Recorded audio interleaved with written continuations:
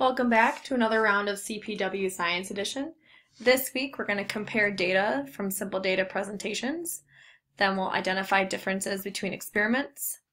Our third question asks us to determine how the values of variables change as the value of another variable changes in a simple data presentation. Then we'll determine a simple mathematical relationship that exists between data.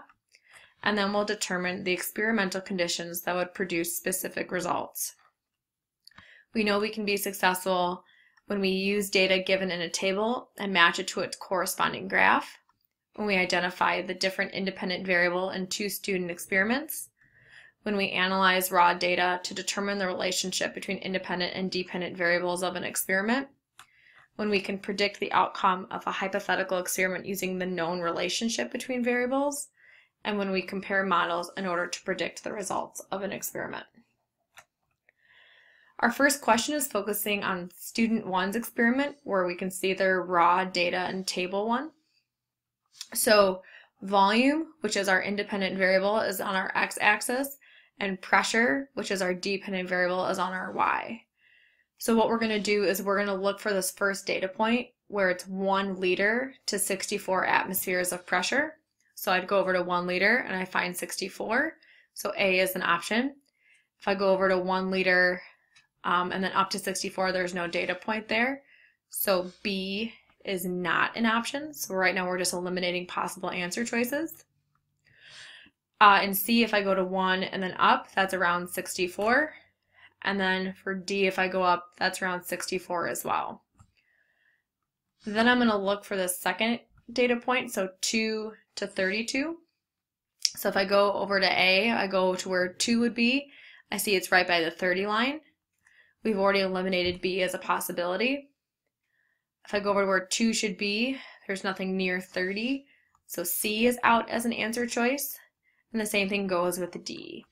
So in number 1, A is the best answer. Question 2 asks, which of the following describes the difference in the explanations presented by students 1 and 2? Well, the first sentence in each student's proposal is the same. They're both highlighted in blue. But the second piece of it is different, highlighted in different colors. So each student believes that the number of gas molecules affect its pressure, but student 1 believes that it's the volume of a gas, while student 2 believes that it's the temperature of the gas. So to answer number 2, our answer is D. But something that we probably glossed over is the second paragraph, where it says pressure, however, is inversely proportional to volume. So mathematically, it would look like P for pressure is proportional to the inverse of volume. So what this means for us, if we were doing this in a real lab, is that if we increase the volume of a container, the pressure of the gas would go down. So they're doing opposite things. And the opposite is true, that if we decrease the volume of the container, meaning we make it smaller, the pressure would go up. Think about a syringe, and if I close the end of it and I started to squeeze, I'm trying to make that volume smaller and smaller and smaller, it would eventually get really, really hard to push down on the plunger of the syringe because there's so much pressure. So hopefully that visual will stick with us through the rest of CPW today.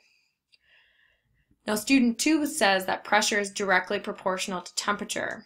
So mathematically that would be the big P for pressure is proportionate to T by itself, meaning that if temperature goes up, so does pressure, and if temperature goes down, so does pressure.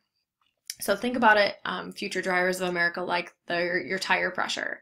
So when it's really, really hot in the summer, those gas molecules are heating up, they're moving faster and faster, so that your tire pressure actually becomes higher without you doing anything. So that's why we see a lot of blown out tires on the highway in the summer.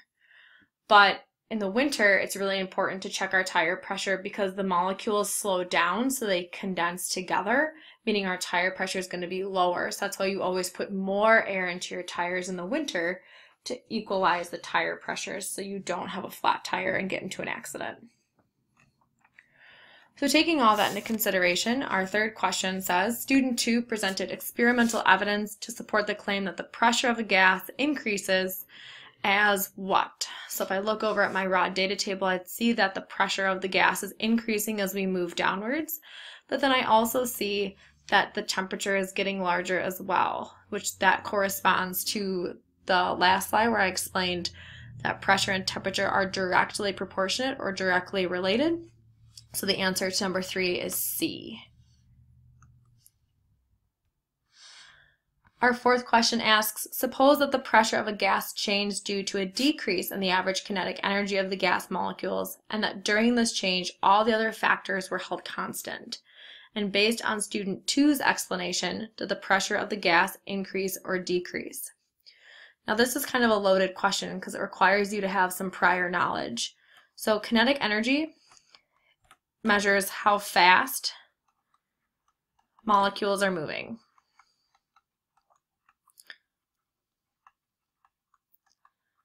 So kinetic energy is directly proportionate to temperature. So if kinetic energy decreases, that means that temperature has decreased. So now I get to bring in this piece down, so pressure decreases. So kinetic energy is proportionate to temperature, but so is pressure. So we can use a skill we've learned in geometry to say that if kinetic energy decreases, then temperature decreases, then pressure decreases, which means that the best answer is D. Question number 5 asks, suppose that the number of gas molecules in a gas was doubled and all factors except pressure were held constant. So the rest of the question says that we're going to be comparing student 1's experiment to what the teacher gave. And while this looks like a really complex equation, I promise that it's not. We just have to take a really big deep breath and look at the individual pieces that we need. So looking at part of the explanation for student 1, it says pressure is directly proportional to the number of gas molecules. So for example, if the number of gas molecules doubles, pressure doubles. So mathematically, pressure is directly proportional to N, or the number of moles of a gas, which corresponds to the number of molecules. So at some point in chemistry as a 10th grader, you have learned about moles, and this is where it kind of comes into play. So if the number of moles increases, the pressure also increases, and the inverse is true, where if the number of molecules decrease, then the pressure decreases as well.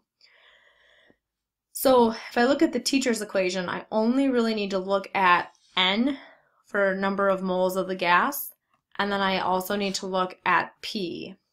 So P is at the end of the equation, and N is on top. So from our algebra classes, we know if we put a number on top, for example, if we double something, just like the equation is asking, that's like timesing it by 2. So if we put a 2 in place here instead of the probable 1 that it would be, if I multiply the top part by 2, then pressure goes up. So both student 1 and the teacher are saying that pressure goes up. So the answer to number 5 is A.